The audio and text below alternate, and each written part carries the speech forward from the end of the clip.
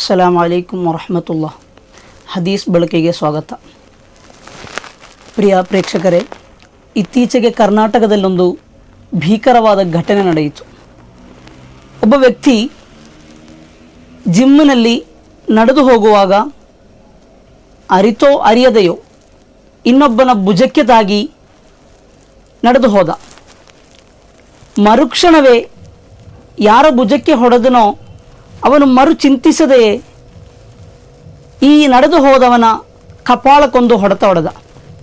ಆ ಹೊಡೆತದ ಕಾರಣದಿಂದ ಈ ವ್ಯಕ್ತಿ ನೆಲಕ್ಕೆ ಬಿದ್ದು ಜಿಮ್ಮಿನಲ್ಲಿದ್ದಂತಹ ವ್ಯಾಯಾಮ ಮಾಡುವಂತಹ ಒಂದು ಯಂತ್ರಕ್ಕೆ ಬಡಿದು ಆತನ ಮೆದುಳು ಕೂಡ ನಿಷ್ಕ್ರಿಯಗೊಂಡಿತ್ತು. ಪ್ರಿಯ ಸ್ನೇಹಿತರೆ, ಈ ವಿಷಯದಲ್ಲಿ, ಈ ಘಟನೆಯಲ್ಲಿ ನಾವು ಚಿಂತಿಸಬೇಕಾದ ಬಹಳ ವಿಷಯಗಳಿದೆ. ಒಬ್ಬ ವ್ಯಕ್ತಿ ಆಕಸ್ಮಿಕವಾಗಿ ತಾಗಿದಾಗ ಈ ವ್ಯಕ್ತಿ ಮರುಕ್ಷಣವೇ ರಿಯಾಕ್ಷನ್ ಮಾಡಬೇಕಾದ ಅಗತ್ಯತೆ ಏನಿತ್ತು? ಮನುಷ್ಯನಲ್ಲಿ ಅಷ್ಟಕ್ಕೂ ಕೂಡ ತಾಳ್ಮೆ ಇಲ್ಲದಾಗಿದೆ. ಪ್ರತ್ಯೇಕವಾಗಿ ಈ ಆಧುನಿಕ ಜಗತ್ತಿನಲ್ಲಿ, ಕಲುಷಿತವಾದ ಈ ವಾತಾವರಣದಲ್ಲಿ ಜೀವಿಸುತ್ತಿರುವ ನಾವು ಎಲ್ಲೆಡೆ ಒಂದು ನೋಟವನ್ನು ನೋಡುವಾಗ ಮನುಷ್ಯರೆಡೆಯಲ್ಲಿ ತಾಳ್ಮೆ ಎನ್ನುವುದು ಇಲ್ಲಾಗಿದೆ. ಪವಿತ್ರ ಇಸ್ಲಾಂ ಸಹಿತವಿರುವ ಧರ್ಮಗಳು ಈ ತಾಳ್ಮೆಯನ್ನು ಅಷ್ಟು ಮಾತ್ರ ದೊಡ್ಡ ವಿಷಯವಾಗಿ ಪರಿಗಣಿಸಿ ಅದಕ್ಕೆ ಮಹತ್ವ ನೀಡಿದ ಕಾರಣ ಇದರಿಂದ ನಮಗೆ ಮನವರಿಕೆ ಮಾಡಬಹುದಾಗಿದೆ. ಪವಿತ್ರ ಇಸ್ಲಾಂ ಸೊಬರಿಗೆ ನೀಡುವಂತಹ ಪ್ರತಿಫಲವು ಬಹಳಷ್ಟಿದೆ. ಅದೇ ರೀತಿ ಹಿಂದೂ ಧರ್ಮ, ಕ್ರೈಸ್ತ ಧರ್ಮವು ಎಲ್ಲವೂ ಕೂಡ ತಾಳ್ಮೆಗೆ ಬಹಳವಾದ ಪ್ರಾಮುಖ್ಯತೆ ನೀಡಿದೆ. ಆದ್ದರಿಂದಲೇ ಜನಜನಿತವಾದ ಗಾದೆ ತಾಳಿದವನು ಬಾಳಿಯಾನು. ಕವಿಗಳು ಹಾಡಿದ್ದು, ತಾಳಿದ ಹೃದಯವೇ ಜಗತ್ತಲ್ಲಿ ಗೆಲ್ಲೀತು, ಆದ್ದರಿಂದ ನೀ ತಾಳಿದವನಾಗು ಎಂಬಂತಹ ಕವನಗಳು ಕೂಡ ಈ ತಾಳ್ಮೆಯ ಮಹತ್ವವನ್ನು ಎತ್ತಿ ಹೇಳುತ್ತಿದೆ. ಪ್ರೀತಿಯ ಸ್ನೇಹಿತರೆ, ನನ್ನ ವಿಷಯ ಇಸ್ಲಾಮಿನಲ್ಲಿ ತಾಳ್ಮೆ ಎನ್ನುವುದಾಗಿದೆ. ಇಸ್ಲಾಂ ಒಬ್ಬ ಮನುಷ್ಯನು ಅವನ ಜನನದಿಂದ ಮರಣದವರೆಗೆ ಮಾಡಬೇಕಾದ ಸಂಗತಿಗಳನ್ನು ಬಹಳ ಬಹಳ ಸರಳವಾಗಿ ಮನವರಿಕೆಯಾಗುವಂತೆ ಕಲಿಸಿಕೊಟ್ಟಂತಹ ಧರ್ಮಗಳಲ್ಲೊಂದು. ಈ ರೀತಿ ನೋಡುವಾಗ ಇಸ್ಲಾಂ ಅತಿ ಉತ್ತಮವಾದಂತಹ ಪ್ರತಿಫಲವನ್ನು ಘೋಷಣೆ ಮಾಡಿದ ಕರ್ಮಗಳಲ್ಲಿ ಅವನ ಸ್ವಭಾವ ನಡವಳಿಕೆಯೂ ಕೂಡ ಒಂದು. ಒಬ್ಬ ವ್ಯಕ್ತಿಯ ಸ್ವಭಾವ ಮಹಿಮೆ ಒಳ್ಳೆದಾಯಿತೋ ಅವನು ವಿಜಯಿಸಿದ ಎನ್ನುವಂತಹ ಆ ಒಂದು ತತ್ವವನ್ನಾಗಿದೆ ಇಸ್ಲಾಂ ಇಲ್ಲಿ ಬೋಧಿಸುವುದು. ಈ ಉತ್ತಮ ಗುಣಗಳಲ್ಲೇ ಉತ್ತಮವಾದಂತಹ ಗುಣ ತಾಳ್ಮೆ, ಸ್ವಬುರ್ ಎನ್ನುವುದಾಗಿದೆ. ಪ್ರಿಯ ಸ್ನೇಹಿತರೆ, ಆದ್ದರಿಂದಲೇ ಅಲ್ಲಾಹನು ಕುರ್ಆನ್ನಲ್ಲಿ ಘೋಷಣೆ ಮಾಡ್ತಾನೆ, ಇನ್ನಲ್ಲಾಹ ಮಅಸ್ ಸ್ವಾಬಿರೀನ್, ಖಂಡಿತವಾಗಿಯೂ ಕೂಡ ನೀವು ತಾಳ್ಮೆ ಇರುವವರೋ ಹಾಗಾದಲ್ಲಿ ಅಲ್ಲಾಹ ನಿಮ್ಮ ಜೊತೆಗಿದ್ದಾನೆ. ಅಂದರೆ ನೀವು ಕಷ್ಟಗಳು ಬಂದಾಗ ಅದನ್ನೆಲ್ಲವನ್ನು ಕೂಡ ಸಹಿಸಿಕೊಂಡು ಅಲ್ಲಾಹನ ಮಾರ್ಗದಲ್ಲಿ ತಾಳ್ಮೆ ವಹಿಸಿದರೆ ಖಂಡಿತವಾಗಿಯೂ ಕೂಡ ಅಲ್ಲಾಹನು ನಿಮ್ಮ ಜೊತೆಯಲ್ಲಿದ್ದಾನೆ. ಈ ಕಷ್ಟಗಳ ಬಳಿಕ ನಿಮಗೆ ಸುಖದ ಸಮಯಗಳು ಬರಲಿಕ್ಕಿದೆ ಎಂದು ಅಲ್ಲಾಹನು ಕುರ್ಆನ್ ಮೂಲಕ ಕಲಿಸಿಕೊಡ್ತಾನೆ.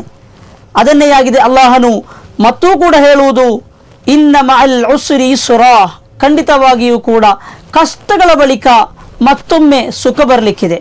ವ ಇನ್ನ ಮಅಲ್ ಉಸ್ರಿ ಯುಸ್ರಾ, ಒಂದು ಕಷ್ಟಗಳ ಜೊತೆಯಲ್ಲಿ ಎರಡು ಸುಖಗಳು ನಿಮಗೆ ಬರಲಿಕ್ಕಿದೆ ಎಂದು ಅಲ್ಲಾಹನು ಪರೋಕ್ಷವಾಗಿ ಕುರ್ಆನ್ನಲ್ಲಿ ನಮಗೆ ಕಲಿಸಿಕೊಡುತ್ತಿದ್ದಾನೆ.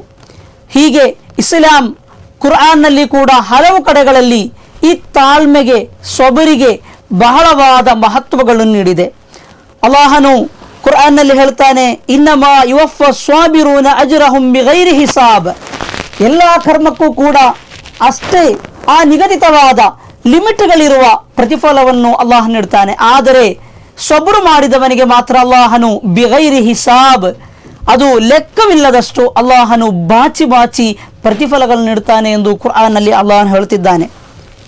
ಈ ರೀತಿ ಕುರ್ಆನ್, ಪ್ರವಾದಿ ಸಲ್ಲಲ್ಲಾಹು ಅಲೈಹಿ ವಸಲ್ಲಂ ಅವರ ವಚನಗಳು, ಆ ಬಳಿಕ ಬಂದ ಉಲಮಾಗಳು ಅವರ ವಚನಗಳನ್ನೆಲ್ಲ ನೋಡುವಾಗ ಸ್ವಬರಿಗಾಗಿ ಅವರು ಹೇಳಿದ ವಿಚಾರಗಳು, ಅವರ ಜೀವನದಲ್ಲಿ ಅವರು ಪಾಲಿಸಿದಂತಹ ಸ್ವಬರುಗಳು, ಆ ಸ್ವಬರುಗಳಿಂದ ನಾವು ಪಾಠಗಳು ಕಲಿಯಬೇಕಾದದ್ದು ಬಹಳಷ್ಟಿದೆ ಪ್ರೀತಿಯ ಸ್ನೇಹಿತರು. ಆದ್ದರಿಂದಲೇ ಪ್ರವಾದಿ ಸಲ್ಲಲ್ಲಾಹು ಅಲೈಹಿ ವಸಲ್ಲಂ ಅವರು ಹೇಳಿದ್ದು, ವಮಾ ಉತಿಯ ಅಹದುನ್ ಅತಾಅನ್ ಖೈರಾ ವ ಔಸಾ ಮಿನ ಸ್ವಬರ್. ತಾಳ್ಮೆಗಿಂತ ಉತ್ತಮವಾದ ವರ ಅಲ್ಲಾಹನು ಯಾರಿಗೂ ಕೂಡ ನೀಡಿಲ್ಲ ಎಂದಾಗಿದೆ. ಒಬ್ಬನಿಗೆ ಬಹಳಷ್ಟು ಅನುಗ್ರಹಗಳನ್ನ ಅಲ್ಲಾಹ ನೀಡಿದ್ದಾನೆ. ಉತ್ತಮವಾದ ಮನೆ ಇದೆ, ಉತ್ತಮವಾದ ಹೆಂಡತಿ ಮಕ್ಕಳು, ಅದೇ ರೀತಿ ಒಳ್ಳೆಯ ಬಿಸಿನೆಸ್, ಒಳ್ಳೆಯ ಹಣವಿದೆ, ಒಳ್ಳೆಯ ಅಂತಸ್ತಿದೆ. ಆದರೆ ಈ ಎಲ್ಲ ಅನುಗ್ರಹಗಳಿಗಿಂತ, ಈ ಎಲ್ಲ ಖೈರುಗಳಿಗಿಂತ ಅತಿ ಉನ್ನತವಾದ, ಅತಿ ಎತ್ತರವಾದ ಮುಂಪಕ್ತಿಯಲ್ಲಿ ನಿಲ್ಲುವಂತಹ ಪೋಸ್ಟ್ ಯಾವುದಂತ ಕೇಳಿದರೆ ಅವನಿಗೆ ಸೊಬರಿದೆಯೋ ಅವನಿಗೆ ಒಳ್ಳೆಯಂತಹ ಅನುಗ್ರಹ ನೀಡಿದ್ದಾನೆ ಎಂದು ಪ್ರವಾದಿ ಸಲ್ಲಲ್ಲಾಹು ಅಲೈಹಿ ವಸಲ್ಲಂ ಅವರು ಕಲಿಸಿಕೊಡುತ್ತಿದ್ದಾರೆ. ಆದ್ದರಿಂದ ಸಬರ್ ನಾವು ಯಾವಾಗಲೂ ಕೂಡ ಜೀವನದಲ್ಲಿ ಪಾಲನೆ ಮಾಡಬೇಕಾದ ಒಂದು ಅತ್ಯಮೂಲ್ಯ ಸಂಗತಿಯಾಗಿದೆ. ಪ್ರಿಯ ಸ್ನೇಹಿತರೆ, ಅಲ್ಲಾಹನು ಜಗತ್ತಿನಲ್ಲೇ ಅವನ ಅಂಬಿಯಾ ಮುರ್ಸಲಿಗಳಿಗೆ ನೀಡಿದಷ್ಟು ಸ್ಥಾನವನ್ನು ಯಾರಿಗೂ ಕೂಡ ನೀಡಿಲ್ಲ. ವಹುಂ ಅಫ್ವಲು ಮಿನ್ ಮಲಾಯಿಕತಿಲ್ ಉಲ್ವಿಯಾ ಎಂದು ಇಸ್ಲಾಂ ಕಲಿಸಿಕೊಡುತ್ತಾ ಇದೆ. ಮಲಕುಗಳಿಗಿಂತ, ದೇವದೂತರುಗಳಿಗಿಂತ ಉತ್ತಮವಾದ ಉನ್ನತವಾದ ಪೋಸ್ಟನ್ನಾಗಿದೆ ಅಂಬಿಯಾ ಮುರ್ಸಲಿಗಳಿಗೆ ಅಥವಾ ಪ್ರವಾದಿಗಳಿಗೆ ಅಲ್ಲಾಹನು ನೀಡಿದ್ದು. ಆ ಪ್ರವಾದಿಗಳ ಜೀವನವನ್ನೇ ನೋಡುವುದಾದರೆ ಹಲವಾರು ಸಂಕಷ್ಟಗಳು, ಹಲವಾರು ಸಮಸ್ಯೆಗಳು, ಸಂಕೀರ್ಣತೆಗಳಿಂದಾಗಿದೆ ಅವರ ಜೀವನವು ಹಾದು ಹೋಗಿತ್ತು. ಪ್ರವಾದಿ ಅಯ್ಯೂಬ್ ಅಲಿಹಿಸ್ಸಲಾಂ ರವರ ಜೀವನ ಚರಿತ್ರೆಯನ್ನು ನಾವು ಕಲಿತವರು. ಅಯ್ಯೂಬ್ ಅಲಿಹಿಸ್ಸಲಾಂ ರವರ ಆ ಒಂದು ಕಷ್ಟಗಳು, ಆ ಒಂದು ಸಮಸ್ಯೆಗಳು ಎಷ್ಟು ಮಾತ್ರ ದೊಡ್ಡದಾಗಿತ್ತು ಎಂದು ಹೇಳಿದರೆ, ಇಂದು ಒಂದು ವೇಳೆ ಅದರ 1% ಸಂಕಷ್ಟಗಳು, ಸಮಸ್ಯೆಗಳು ಇಂದಿನ ತಲೆಮಾರಿಗೆ ಬರ್ತಾ ಇದ್ದರೆ ಅವರು ಆತ್ಮಹತ್ಯೆಗೈತಿದ್ದರು ಎನ್ನುವುದಕ್ಕೆ ಸಂಶಯವಿಲ್ಲ. ಬಹಳ ಉತ್ತಮವಾದ ಸಂಪತ್ತುಗಳಿತ್ತು, ಹಲವು ಮಡದಿಗಳಿದ್ದರು. ಆದರೆ ಒಂದು ರೋಗ ಬಂದು ಆ ರೋಗಗಳ ಕಾರಣದಿಂದ ಮಾತ್ರ ಎಲ್ಲವೂ ಕೂಡ ನಷ್ಟವಾಗಿ ಕೊನೆಗೆ ಮಾತನಾಡಲು ಕೂಡ ಕಷ್ಟವಾಗುವಂತಹ ಅವಸ್ಥೆಗೆ ಬಂದು ತಲುಪಿ ಆ ಒಂದು ರಂಗಕ್ಕೆ ಬಂದು ಕೂಡ ಅವರು ಅವರ ತಾಳ್ಮೆಯನ್ನು ಕಳೆದುಕೊಂಡಿರಲಿಲ್ಲ ಎನ್ನುವುದು ನಾವು ಹೈಲೈಟ್ ಮಾಡಿ ಕಲಿಯಬೇಕಾದ ಜೀವನ ಪಾಠಗಳನ್ನೊಂದು. ಪ್ರಿಯ ಸ್ನೇಹಿತರೆ, ಎಷ್ಟೆಲ್ಲ ಕಷ್ಟಗಳು ಬಂದಾಗ ಇಂದಿನ ತಲೆಮಾರನ್ನು ನೋಡಿದರೆ ಕೇವಲ ಒಂದು ಮಾರ್ಕ್ ಕಡಿಮೆ ಸಿಕ್ಕ ಕಾರಣಕ್ಕೆ ಬೇಕಾಗಿ, ಅಥವಾ ತಾಯಿ ಮೊಬೈಲ್ ಕೊಡದ ಕಾರಣಕ್ಕೆ ಬೇಕಾಗಿ, ಫ್ರೀ ಫೈರ್ ಆಡಲು ಬಿಡದ ಕಾರಣಕ್ಕೆ ಬೇಕಾಗಿ, ಹೀಗೆ ನೋಡಿದರೆ ಸಣ್ಣ ಸಣ್ಣ ಕ್ಷುಲ್ಲಕ ಕಾರಣಗಳಿಗೆ ಬೇಕಾಗಿ ಆತ್ಮಹತ್ಯೆಯ ಮೊರೆ ಹೋಗುವಂತಹ ಇಂದಿನ ತಲೆಮಾರು ಖಂಡಿತವಾಗಿಯೂ ಕೂಡ ತಾಳ್ಮೆಯನ್ನು ಕಲಿಯಬೇಕಿದೆ. ಪವಿತ್ರ ಇಸ್ಲಾಂ ಧರ್ಮ ಮಾತ್ರವಲ್ಲ, ಈ ಜಗತ್ತಿನಲ್ಲಿರುವ ಸರ್ವ ಧರ್ಮಗಳು ಕೂಡ ಬೋಧಿಸಿದ ಪಾಠಗಳಲ್ಲೊಂದು ತಾಳ್ಮೆ ಎನ್ನುವುದು. ಇಲ್ಲಿ ಹಲವಾರು ಧರ್ಮಗಳು ಬೇರೂರಲು ಕಾರಣ ಈ ಧರ್ಮವನ್ನು ಬೋಧಿಸಿದ ಇಸ್ಲಾಮಿನಲ್ಲಾದರೆ ಪ್ರವಾದಿಗಳು, ಅದೇ ರೀತಿ ಇನ್ನಿತರ ಧರ್ಮಗಳಲ್ಲಿ ಅದರ ಬೋಧಕರ ಸ್ವಭಾವಗಳನ್ನು ಕಂಡಾಗಿದೆ. ಇಲ್ಲಿ ಹಲವರು ಕೂಡ ಆ ಧರ್ಮದ ಅನುಯಾಯಿಗಳಾಗಿ ಮಾರ್ಪಟ್ಟದ್ದು. ಗೌತಮ ಬುದ್ಧನ ಚರಿತ್ರೆಯನ್ನು ನೋಡಿದಾಗ, ಮಹಾವೀರರ ಚರಿತ್ರೆಗಳನ್ನು ನೋಡಿದಾಗ, ಈ ರೀತಿ ಧರ್ಮ ಬೋಧನೆಗಾಗಿ ಇಳಿದಂತಹ ಎಲ್ಲರ ಜೀವನ ಪಾಠಗಳನ್ನು ನೋಡಿದಾಗಲೂ ಕೂಡ ತಾಳ್ಮೆ ಅವರ ಜೀವನದಲ್ಲಿ ಎದ್ದು ಕಾಣುವಂತಹ ಒಂದು ಸಂಗತಿಗಳಲ್ಲೊಂದು. ಅದೇ ರೀತಿ ಪ್ರವಾದಿ ಅಯ್ಯೂಬ್ ಅಲಿಹಿಸ್ಸಲಾಂ ರವರಂತೆಯೇ ಯೂಸುಫ್ ನಬಿ ಅಲಿಹಿಸ್ಸಲಾಂ ರವರ ಜೀವನವು ಬಹಳ ಬಹಳ ಬಹಳ ಸಂಕಷ್ಟಗಳಿಂದ ಕೂಡಿದ ಜೀವನ. ಮಾಡದ ತಪ್ಪಿಗಾಗಿ ಸೆರೆಮನೆವಾಸ, ಅದೇ ರೀತಿ ಸ್ವಂತ ತಂದೆಯಿಂದ ಅದೆಷ್ಟೋ ದೂರ ಮಾಡಿದ ಸ್ವಂತ ಸಹೋದರರು, ಸ್ವಾರ್ಥಕ್ಕೆ ಬೇಕಾಗಿ ಸಹೋದರರೇ ಕುಟುಂಬದಿಂದ ದೂರ ಮಾಡಿದಂತಹ ಸಂದರ್ಭ. ಈ ರೀತಿ ಹಲವಾರು ಸಮಸ್ಯೆಗಳನ್ನು ಜೀವನದಲ್ಲಿ ಕಂಡರೂ ಕೂಡ ಅವರ್ಯಾರೂ ಕೂಡ ಅವರ ತಾಳ್ಮೆಯನ್ನು ಬಿಟ್ಟಿರಲಿಲ್ಲ. ಅಯ್ಯೂಬ್ ನಬಿ ಅಲಿಹಿಸ್ಸಲಾಂ ರವರು ಹೇಳಿದ್ದು, ಇನ್ನಿ ಮಸ್ಸನಿಯಲ್ಲುರ್ರು ಅಂತ ಅರ್ಹಮುರ್ ರಾಹಿಮೀನ್, ಅಲ್ಲಾಹ್ ನನಗೆ ಕಷ್ಟಗಳು ಬಂದಿದೆ, ಆದರೆ ನೀನು ಮಹಾ ಕರುಣಾಮಯಿ, ನಿನಗಿಂತ ಕರುಣಾಮಯಿ ಇನ್ನೊಬ್ಬನಿಲ್ಲ ಎನ್ನುವಂತಹ ಸಂದೇಶವನ್ನಾಗಿತ್ತು ಅಯ್ಯೂಬ್ ನಬಿ ಅಲಿಹಿಸ್ಸಲಾಂ ರವರು ನೀಡಿದ್ದು.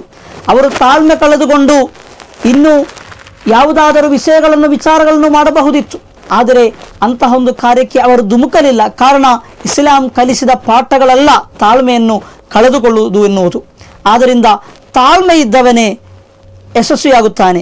ಅರಬಿಕ್ನಲ್ಲಿ ಒಂದು ವಾಕ್ಯ ಇದೆ, ಮನ್ ಸಬರ ವಫಿರ, ಯಾರು ತಾಳ್ಮೆ ಇರುತ್ತದೋ ಅವನು ವಿಜಯಿಯಾದ ಎನ್ನುವಂತಹ ಅರಬಿಕ್ ಗಾದೆ ಮಾತು ಕೂಡ ಬಹಳ ಜನಜನಿತವಾಗಿದೆ. ಆದ್ದರಿಂದ ಪ್ರಿಯ ಸ್ನೇಹಿತರೆ, ಅಂಬಿಯಾ ಮುರುಸಲುಗಳ, ಔಲಿಯಾಗಳ, ಅದೇ ರೀತಿ ಆಮೇಲೆ ಬಂದ ಬಹಳ ಮಹಾನವರುಗಳ ಚರಿತ್ರೆಯನ್ನು ನೋಡಿದಾಗ ಅವರು ಹಲವಾರು ಕಷ್ಟಗಳನ್ನು ಎದುರಿಸಿದವರು, ಹಲವಾರು ಸಮಸ್ಯೆಗಳನ್ನು ಎದುರು ಹಾಕಿಕೊಂಡವರು. ಆದರೆ ಅಲ್ಲೆಲ್ಲ ಅವರು ಅಲ್ಲಾಹನ ಮೇಲೆ ಭಾರ ಇಟ್ಟು ಅವರು ಸಹನೆಯನ್ನು, ತಾಳ್ಮೆಯನ್ನು ಕೈಗೊಂಡರು. ಆ ಕಾರಣದಿಂದ ಅವರು ವಿಜಯಿಗಳಾದರು. ಆದ್ದರಿಂದ ನಾವು ಕೂಡ ಅವರ ಜೀವನದಿಂದ ಆ ಪಾಠಗಳನ್ನು ಕಲಿತುಕೊಳ್ಳಬೇಕಾಗಿದೆ. ಇಂದಿನ ವಿವಾಹ ವಿಚ್ಛೇದನಗಳ ಶೇಕಡವಾರುಗಳನ್ನು ನೋಡಲೇ ಭಯವಾಗುತ್ತಿದೆ. ಎಷ್ಟು ಮದುವೆಯಾಗುತ್ತಿದೆಯೋ ಅದರ ಅರ್ಧದಷ್ಟು ವಿಚ್ಛೇದನಗಳ ಕೇಸುಗಳು ಕೂಡ ಅಧಿಕಗೊಳ್ಳುತ್ತಿದೆ. ಮದುವೆಗಳು ಹೆಚ್ಚಿದಂತೆ ವಿಚ್ಛೇದನಗಳು ಕೂಡ ಹೆಚ್ಚುತ್ತಿದೆ. ಇದಕ್ಕೆಲ್ಲ ಕಾರಣ ಪತಿ ಪತ್ನಿಯರ ನಡುವೆ ಇರುವ ಆ ಕೋಪ, ಮುನಿಸು, ತಾಳ್ಮೆ ಇಲ್ಲದಿರುವಿಕೆ ಎನ್ನುವುದೇ ಇದರ ಬಹಳ ಪ್ರಮುಖ ಅಂಗಗಳಲ್ಲೊಂದು. ಆದ್ದರಿಂದ ಪತಿ ಪತ್ನಿಯರ ನಡುವೆ, ಪೋಷಕರ ಮುಂದೆ, ಗುರು ಶಿಷ್ಯರ ಮುಂದೆ, ಈ ರೀತಿ ಸಮಾಜದ ಎಲ್ಲ ಮಜಲುಗಳಲ್ಲೂ, ಎಲ್ಲ ಘಟಕಗಳಲ್ಲೂ ಕೂಡ ನಾವು ಸಹನೆ ಇರುವವರಾಗಬೇಕು. ಆಗ ಮಾತ್ರ ನಾವು ವಿಜಯಿಗಳಾಗಲು ಸಾಧ್ಯ ಎನ್ನುವ ಸಂದೇಶವನ್ನು ನಾವು ಕಲಿಯಬೇಕಾಗಿದೆ. ಪ್ರಿಯ ಸ್ನೇಹಿತರೆ, ಇಂದಿನ ಯುವ ತಲೆಮಾರುಗಳನ್ನು ನೋಡುವಾಗ ಸೋಷಿಯಲ್ ಮೀಡಿಯಾದ ಒಂದು ಕಮೆಂಟ್ ಇವನ ವಿರುದ್ಧವಾಗಿ ಬಂದ ಕಾರಣಕ್ಕೆ ಬೇಕಾಗಿ ನದಿಗೆ ಹಾರಿದ ಚರಿತ್ರೆಗಳು ನಮ್ಮ ಭಾರತ ದೇಶದಲ್ಲಿದೆ. ಅದೇ ರೀತಿ ಮೊಬೈಲ್ ನೀಡದ ಕಾರಣಕ್ಕೆ ಬೇಕಾಗಿ, ಈ ರೀತಿ ಕ್ಷುಲ್ಲಕ ಕಾರಣಗಳಿಗೆ ಬೇಕಾಗಿ ಮಾತ್ರ ಇಲ್ಲಿ ಆತ್ಮಹತ್ಯೆಗಳ ಮೊರೆ ಹೋಗುವವರ ಸಂಖ್ಯೆ ದಿನೇ ದಿನ ಹೆಚ್ಚುತ್ತಾ ಇದೆ. ಈ ಸಂದರ್ಭದಲ್ಲಿ ನಮ್ಮ ಮಕ್ಕಳಿಗೆ, ನಮ್ಮ ಯುವ ತಲೆಮಾರಿಗೆ, ಅದೇ ರೀತಿ ನಮ್ಮ ಶಿಷ್ಯವೃಂದಗಳಿಗೆ, ನಮ್ಮ ಆಸುಪಾಸಿರುವವರಿಗೆಲ್ಲರಿಗೂ ಕೂಡ ಸಹನೆಯ ಪಾಠವನ್ನು ನಾವು ಕಲಿಸಿಕೊಡಬೇಕಾಗಿದೆ. ಸಹನೆ ಎಂದರೇನು? ಸಹನೆ ಯಾವಾಗ ಕೈಗೊಳ್ಳಬೇಕು? ನಮ್ಮ ಪೂರ್ವಿಕರ ಸಹನೆಯ ಪಾಠಗಳನ್ನು, ಬೋಧನೆಗಳನ್ನು ಕಲಿಸಿಕೊಟ್ಟರೆ ಸಾಕು, ಅವರು ಯಾವಾಗಲೂ ಕೂಡ ಸಹನೆ ಉಳ್ಳವರಾಗ್ತಾರೆ. ಆದ್ದರಿಂದಲೇ ಇಸ್ಲಾಮಿನ ಅತ್ಯಂತ ಬಹಳ ಪ್ರಚಲಿತವಾದ ಒಂದು ಪ್ರವಾದಿ ಸಲ್ಲಲ್ಲಾಹು ಅಲೈಹಿ ವಸಲ್ಲಮರ ವಾಕ್ಯ, ಅಸ್ವಬುರು ನಿಸ್ಫುಲ್ ಈಮಾನ್, ಸಹನೆ ಎನ್ನುವುದು ವಿಶ್ವಾಸದ ಅರ್ಧವಾಗಿದೆ ಎನ್ನುವಂತಹ ಒಂದು ಸಂದೇಶ. ಆ ರೀತಿಯಾದರೆ ನನಗೆ ನೀರು ಕೊಟ್ಟಾಗ ನೀರು ಕೊಡಲಿಲ್ಲ, ಆ ಕಾರಣಕ್ಕೆ ನಾನು ಕೋಪಗೊಳ್ಳಿಲ್ಲ, ಆವಾಗ ಈಮಾನ್ನ ವಿಶ್ವಾಸದ ಅರ್ಧ ಭಾಗವಾಯಿತೇ? ಇಲ್ಲ. ಹಾಗಾದರೆ ಯಾವಾಗಲಾಗಿದೆ ಇಸ್ಲಾಮಿನ ನಿಸ್ಫುಲ್ ಈಮಾನ್ನ ಅರ್ಧ ಭಾಗ ಎನ್ನುವಂತಹ ಆ ಸಹನೆ ಉಳ್ಳವರು ನಾವಾಗುವುದು ಎನ್ನುವುದನ್ನು ನಾವು ಕಲಿಯಬೇಕಾಗಿದೆ. ಪ್ರಿಯ ಸ್ನೇಹಿತರೆ, ಇಸ್ಲಾಮಿನಲ್ಲಿ ಸಬರ್ 3 ಘಟಕಗಳಿವೆ. 3 ಮಜಲುಗಳಲ್ಲಾಗಿ ಸಬರುಗಳನ್ನು ನಮ್ಮ ಇಮಾಮರುಗಳು ನಮಗೆ ಕಲಿಸಿಕೊಟ್ಟಿದ್ದಾರೆ. ಒಂದನೆಯದ್ದು ಆ ಸಬರು ಅಲ ತ್ವಾಅತ್, ಅಲ್ಲಾಹನಿಗೆ ಸನಿಹವಾಗುವಂತಹ ಕರ್ಮಗಳನ್ನು ಮಾಡುವಾಗ, ಅಲ್ಲಾಹನಿಗೆ ಇಷ್ಟವಾಗುವಂತಹ ಕರ್ಮಗಳನ್ನು ಮಾಡುವಾಗ ನಾವು ಸಹನೆ ಪಾಲಿಸಬೇಕಾಗಿದೆ. ನಮ್ಮ ದೇಹಗಳು ಆ ಒಂದು ಉತ್ತಮವಾದ ಕಾರ್ಯವನ್ನು ಮಾಡಬೇಡ ಎನ್ನುವಂತಹ ಆಲೋಚನೆಗಳು ನಮಗೆ ನೀಡುತ್ತದೆ. ಉದಾಸೀನತೆ, ಆಲಸ್ಯ, ಈ ರೀತಿಯಾದ ಹಲವು ವಿಷಯಗಳು ನಮಗೆ ಬರ್ತದೆ. ಉದಾಹರಣೆಗೆ ನಮಾಜು ಮಾಡುವಾಗ ನಮಾಜು ಮಾಡಲಿಕ್ಕೆ ಬಹಳ ಉದಾಸೀನತೆ, ಬಹಳ ಆಲಸ್ಯತನ. ಈ ರೀತಿ ಉಪವಾಸ, ರಂಜಾನ್ ಉಪವಾಸ ನೋಡುವಾಗ ಬಹಳ ಉದಾಸೀನತೆ. ಯಾರಿಗಾದರೂ ಕೂಡ ದಾನ ಮಾಡುವಾಗ, ಧರ್ಮ ಮಾಡುವಾಗ ಬಹಳ ಉದಾಸೀನತೆ. ಇಲ್ಲೆಲ್ಲ ನಾವು ಸಹನೆಯನ್ನು ಪಾಲನೆ ಮಾಡಬೇಕಾಗಿದೆ. ಇದು ಕೂಡ ಸಹನೆಯ ಒಂದು ಭಾಗ. ನಾವು ನಮಾಜು ಮಾಡುವಾಗ ನಮ್ಮ ಮನಸ್ಸು ಹೇಳ್ತದೆ, ನಮಾಜು ಮಾಡಬೇಡ, ನೀನು ಉತ್ತಮವಾದ ಕಾರ್ಯಗಳನ್ನು ಮಾಡಬೇಡ, ನೀನು ಅದಕ್ಕೆ ವಿರುದ್ಧವಾಗಿ ಹೀಗೆ ಮಾಡು ಎಂದೆಲ್ಲ ನಮಗೆ ಕಲಿಸಿಕೊಡುವಂತಹ ಈ ದೇಹಕ್ಕೆ ವಿರುದ್ಧವಾಗಿ ನಾವು ಸಹನೆಯನ್ನು ಪಾಲನೆ ಮಾಡಬೇಕಾಗಿದೆ. ಅದೇ ರೀತಿ ಎರಡನೇದ್ದು ಅಸ್ವಬರು ಅನಿಲ್ ಮಾಸಿಯ, ತಪ್ಪು ಮಾಡದಿರುವುದು ಬಹಳ ದೊಡ್ಡ ಸಹನೆಗಳಲ್ಲೊಂದು. 3 ಸಹನೆಯ ಘಟಕಗಳಲ್ಲಿ ಎರಡನೆಯದು ತಪ್ಪುಗಳಿಂದ ನಿನ್ನ ದೇಹವನ್ನು, ನಿನ್ನ ಶರೀರವನ್ನು ನೀನು ದೂರವಿಡುವುದೆನ್ನುವುದಾಗಿದೆ. ತಪ್ಪುಗಳಿಗೆ ನಮ್ಮ ದೇಹವು ಬಹಳಷ್ಟು ಬೇಗ ಆಕರ್ಷಿತವಾಗ್ತದೆ. ತಪ್ಪುಗಳನ್ನು ಮಾಡಲು ನಮ್ಮ ದೇಹವು ಬಹಳಷ್ಟು ಬೇಗ ಆಕರ್ಷಿತವಾಗ್ತದೆ. ಈ ಸಂದರ್ಭಗಳೆಲ್ಲ ನಾವು ತಪ್ಪುಗಳಿಂದ ದೂರವಾಗಬೇಕು. ತಪ್ಪುಗಳನ್ನು ದೂರ ಮಾಡುವುದು ಅತ್ಯಂತ ದೊಡ್ಡ ಸಹನಗಳಲ್ಲೊಂದು. ಮೊಬೈಲ್ ನೋಡುವಾಗ, ರೀಲ್ಸ್ಗಳು ನೋಡುವಾಗ, ಅಶ್ಲೀಲ ಚಿತ್ರಗಳನ್ನು ನೋಡುವಾಗ ನಮ್ಮ ದೇಹಕ್ಕೆ ನಾವು ಸಹನ ಪಾಲಿಸುವವರಾಗಬೇಕು. ಮುಂಬರುವ ಆಪತ್ತುಗಳನ್ನು, ಅಲ್ಲಾಹನ ಶಿಕ್ಷೆಗಳನ್ನು ಭಯಪಟ್ಟು ಅದನ್ನೆಲ್ಲ ದೂರ ಹೊಂದಿ ತಾಳ್ಮೆ ಉಳ್ಳವರು ನಾವಾಗಬೇಕು. ಅದೇ ರೀತಿ ಸಹನೆಯ ಅಥವಾ ಸ್ವಬುರ್ನ 3ನೇ ಘಟ್ಟವಾಗಿದೆ ಆ ಸ್ವಬುರು ಅಲಲ್ ಮುಸೀಬಾ. ಕಷ್ಟಗಳು ಬಂದಾಗ ನಾವು ಸಹನೆ ಇರುವವರಾಗಬೇಕು ಎನ್ನುವುದು ಈ ಸ್ವಬರ್ನ ಅಥವಾ ಈ ಸಹನೆಯ 3ನೇ ಘಟಕ. ಸಣ್ಣ ಸಣ್ಣ ಸಂಕಷ್ಟಗಳು ಬಂದಾಗ ಎದೆಗುಂದಬಾರದು, ನಾವು ಧೈರ್ಯವಂತವರಾಗಬೇಕು. ಆಗ ಮಾತ್ರ ನಾವು ಸಹನೆ ಉಳ್ಳವರಾಗ್ತೇವೆ. ಅದನ್ನಾಗಿದೆ ಪ್ರವಾದಿ ಸಲ್ಲಲ್ಲಾಹು ಅಲೈಹಿ ವಸಲ್ಲಂ ಅವರು ಹೇಳಿದ್ದು, ಅಸ್ಸಬುರು ನಿಸ್ಫುಲ್ ಈಮಾನ್.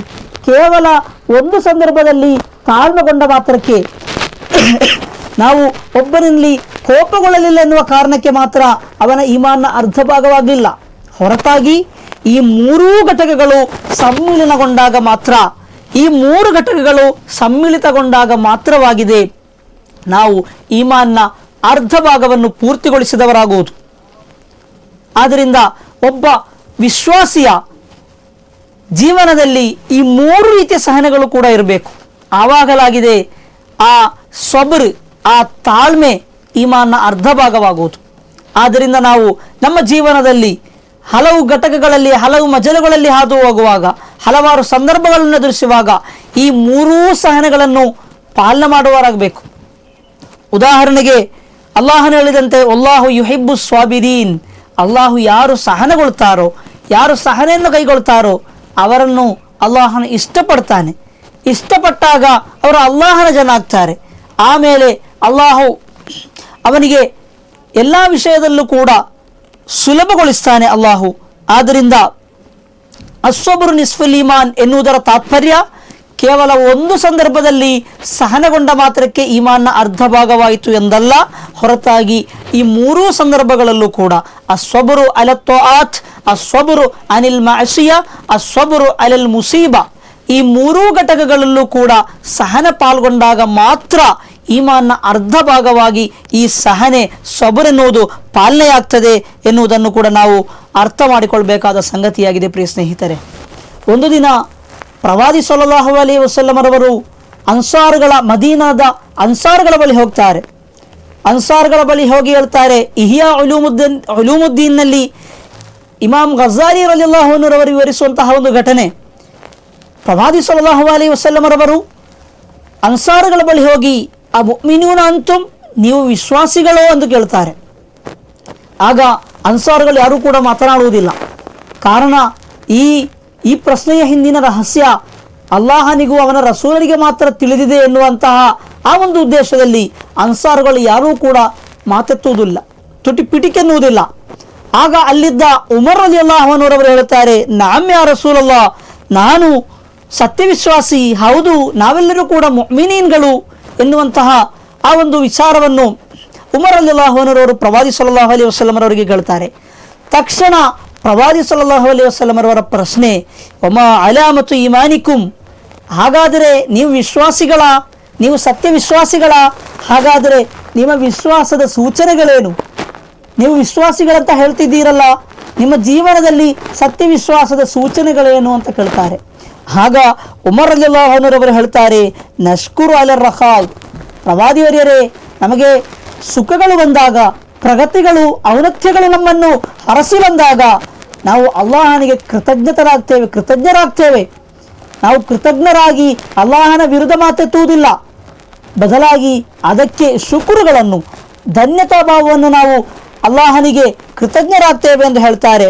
ಬಳಿಕ ಅವರು ಹೇಳುವುದು, ವನಸ್ಬಿರು ಅಲಲ್ ಬಲಾ, ಪ್ರವಾದಿವರ್ಯರೇ, ನಮಗೆ ಕಷ್ಟಗಳು ಬಂದಾಗ, ನಮ್ಮ ಜೀವನದಲ್ಲಿ ಕಷ್ಟಗಳು, ಸಂಕೀರ್ಣತೆಗಳು, ಸಮಸ್ಯೆಗಳು ಒಂದರ ಹಿಂದೆ ಒಂದಂತ ಬಂದಾಗ ನಾವು ಅಲ್ಲೆಲ್ಲ ಸಬರ್, ತಾಳ್ಮೆ ಇರೋರಾಗ್ತೇವೆ ಎಂದು ಉಮರ್ ರಲಿಯಲ್ಲಾಹು ಅನ್ಹು ರವರು ಪ್ರವಾದಿ ಸಲ್ಲಲ್ಲಾಹು ಅಲೈಹಿ ವಸಲ್ಲಂ ಅವರಿಗೆ ಹೇಳ್ತಾರೆ. ಇಲ್ಲಿ ನಾವು ಗಮನಿಸಬೇಕಾದ ವಿಷಯ, ಉಮರ್ ರಲಿಯಲ್ಲಾಹು ಅನ್ಹು ರವರು ಪ್ರವಾದಿ ಸಲ್ಲಲ್ಲಾಹು ಅಲೈಹಿ ವಸಲ್ಲಂ ರವರು ನಿಮ್ಮ ವಿಶ್ವಾಸದ ಸೂಚನೆಗಳನ್ನು ಎಂದು ಕೇಳಿದಾಗ ಅವರು ಹೇಳಿದ ಉತ್ತರದಲ್ಲೊಂದು, ನಾವು ತಾಳ್ಮೆ ಇರುವವರು, ನಾವು ಸಹನೆ ಇರುವವರು. ಆದ್ದರಿಂದಲೇ ಪ್ರವಾದಿ ಸಲ್ಲಲ್ಲಾಹು ಅಲೈಹಿ ವಸಲ್ಲಂ ರವರು ಈ ತಾಳ್ಮೆಗೆ ನೀಡಿದಂತಹ ಮಹತ್ವಗಳು ಎಷ್ಟಿದೆ ಎನ್ನುವುದನ್ನು ನಾವು ಅಂದಾಜು ಮಾಡಬೇಕಾಗಿದೆ. ಕೇವಲ ಸಣ್ಣ ಸಣ್ಣ ವಿಷಯಗಳಿಗೆ ಬೇಕಾಗಿ ನಾವು ತಾಳ್ಮೆ ಇಲ್ಲದೆ, ಸಹನೆ ಇಲ್ಲದೆ ಶೀಘ್ರವಾಗಿ ಧುಮುಕಿ ನಷ್ಟಗಳನ್ನು, ಕಷ್ಟಗಳನ್ನು ಅನುಭವಿಸುವುದಕ್ಕಿಂತಲೂ ಉತ್ತಮ ಸಹನೆಯನ್ನು ಪಾಲನೆ ಮಾಡಬೇಕಾಗಿದೆ ಎನ್ನುವುದಾಗಿದೆ.